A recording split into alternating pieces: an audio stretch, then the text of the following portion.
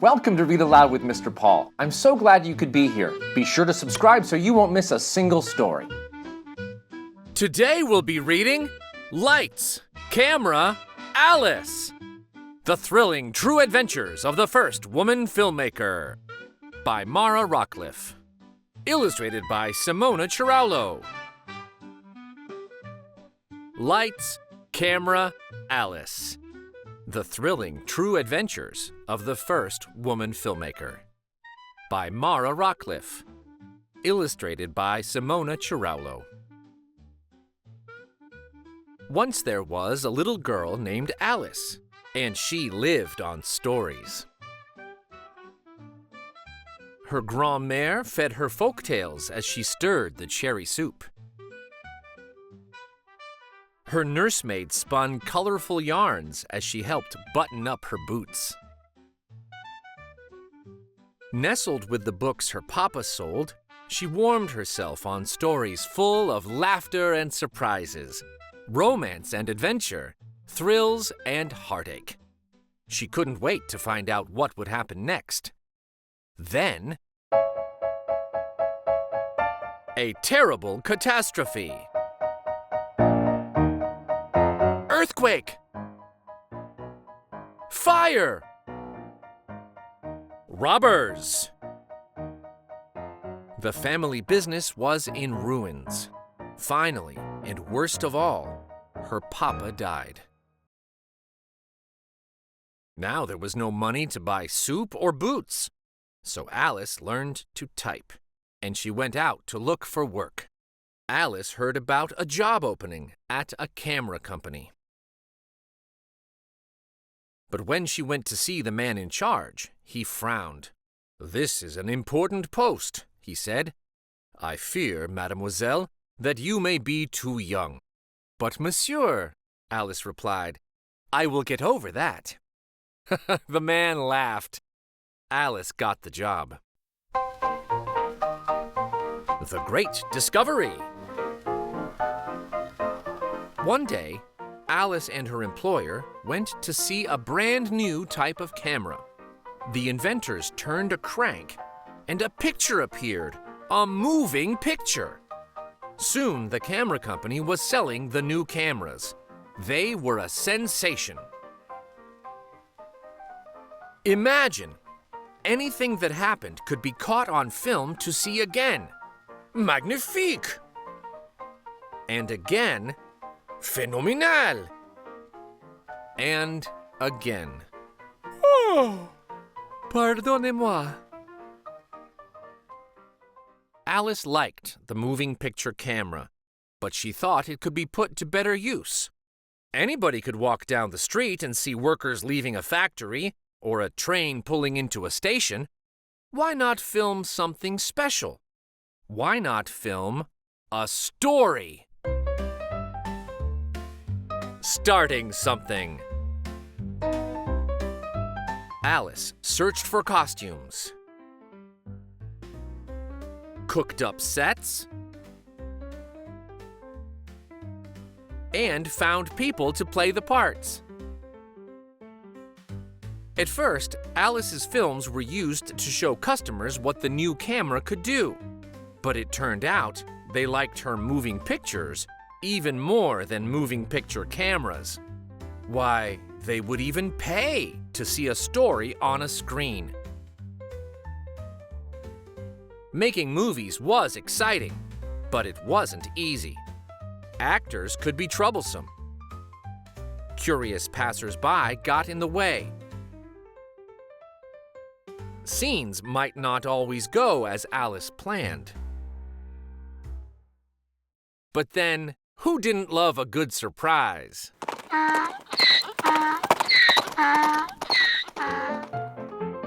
Imagination. Alice found more and more ways to surprise her audience. Run the film backward, and voila! Falling down turned into flying up. Stop the camera to move a hat. Up here, down there, now over there. And on screen, the hat would dance along the streets and rooftops as if it had been bewitched. Alice's movies came alive with color.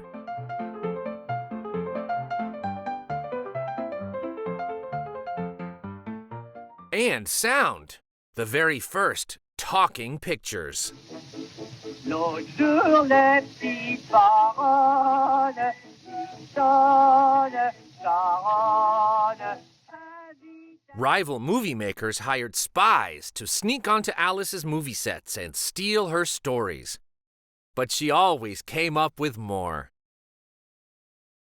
Alice was unstoppable until her great adventure. She lost her heart to a young cameraman, and they sailed off together to a distant land, America. To Alice, Les Américains seemed very strange. The kinetoscope, marvelous living pictures. They thought a man named Thomas Edison invented moving pictures. They crowded into Nickelodeons, to ooh and ah, at movies with no sound, no color, not even a dancing hat. Strangest of all, Americans had never heard of her, Alice. Be natural. By now, Alice was busy with a baby, but something had to be done. She took her baby and got back to work. She was not afraid. Alice would do anything to make her movies more exciting. Blow up a pirate ship? Why not?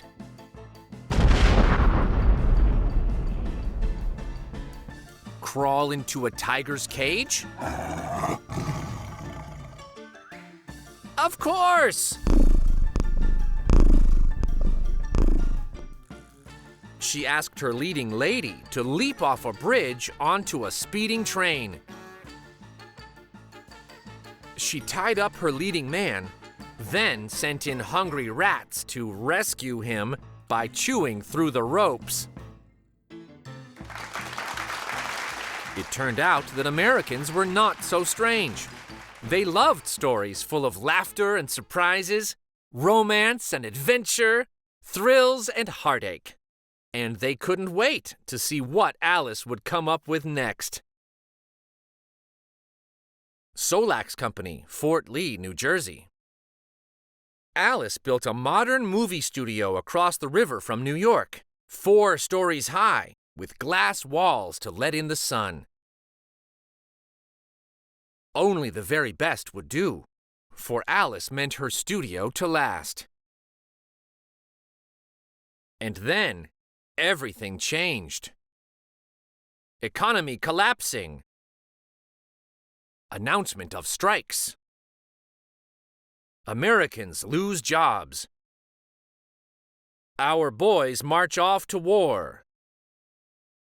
Spanish flu sweeps the country. Millions fall ill. A severe test. Thanks to pioneers like Alice, movies had become big business. Capital, Douglas Fairbanks, The Mark of Zorro. Now big business took over the movies. Suddenly, Alice's sparkling new studio seemed tiny and old-fashioned, and a long way from a place called Hollywood. Solax Night. All seats 10 cents. Show canceled. Audiences dwindled. Money disappeared. Even her husband ran away to Hollywood. Alice watched, sadly, as her studio was auctioned off. Sold. Then she took her children and sailed back to France. When the tide turns. Alice had no studio, No actors, no costumes, no sets. Not so much as a movie camera. But she was still the girl who lived on stories. And she had one last story left to tell. It was a story full of laughter and surprises, romance and adventure, thrills and heartache. Alice's story had everything, except, of course, an ending. Alice Guy Blaché, a memoir. She couldn't wait to see what happened next. Director's Cut. Alice Guy Blaché, 1875 to 1968, was the first woman in the world to make movies, and one of the very first movie makers, period. Long before Hollywood turned from silent films to talkies, Alice directed the first sound films ever made. She was also one of the first to film made-up stories instead of real events. Some historians say she was the first, while others credit the Lumière brothers or Georges Méliès. Between 1896 and 1920, Alice made over 700 movies, and her studio, Solax, produced hundreds more. She truly earned the title Mother of the Movies. So why hasn't everybody heard of Alice Guy Blaché? As a woman, Alice always had to fight for recognition of her talent and hard work. Her boss, Leon Gaumont, let her make movies just for fun, after her real work at the camera company was done. But when Alice's films became a huge success, the board of directors of the Gaumont Company decided these new moving pictures must be important enough to put a man in her place. Luckily, the president of the board was an open-minded engineer named Gustave Eiffel. Alice won Eiffel over to her side, and she was left in charge. In 1907, Alice went to America. Many American women were finding jobs in film. Women worked as scriptwriters and set designers, camera operators, and film editors. Women made props, sewed costumes, worked in laboratories, acted, answered phones. There were female film critics, magazine publishers, theater managers, and heads of sales. Not long after Alice arrived, the first American woman director, Lois Weber, got her start. Dozens more soon followed. But as the film industry grew, women found themselves pushed out. Actresses were still needed, of course, but their roles changed. Once, daring young heroines chased armed robbers across the tops of speeding trains. Now they were told to bat their eyelashes and swoon. When the first film histories were written, Alice's name was nowhere to be found. A number of her films were mentioned, but credit for them went to her male assistants, or even to men she'd never heard of, men who had never directed a film. To set the record straight, Alice wrote her life story. Nobody would publish it. She returned to the United States, hoping to track down the hundreds of films she'd left behind, but couldn't find a single one. Back in France, however, a discovery was made. Among their dead father's papers, the sons of Leon Gaumont found information about Alice and her role as a movie pioneer. They made this information public, and in 1955, at the age of 80, or 82, Alice was awarded the Legion of Honor, the highest award in France. The memoirs of Alice Guy Blaché, translated by her daughter and granddaughter, finally were published in America in 1986. And since the 1990s, Alice has found a place in standard histories of film. Though, compared to men who worked in film at the same time, she remains little known. Today, when female film directors are still rare, there is a growing interest in the active part women played in early film. Slowly, Alice's lost films are being rediscovered. And, along with them, Alice!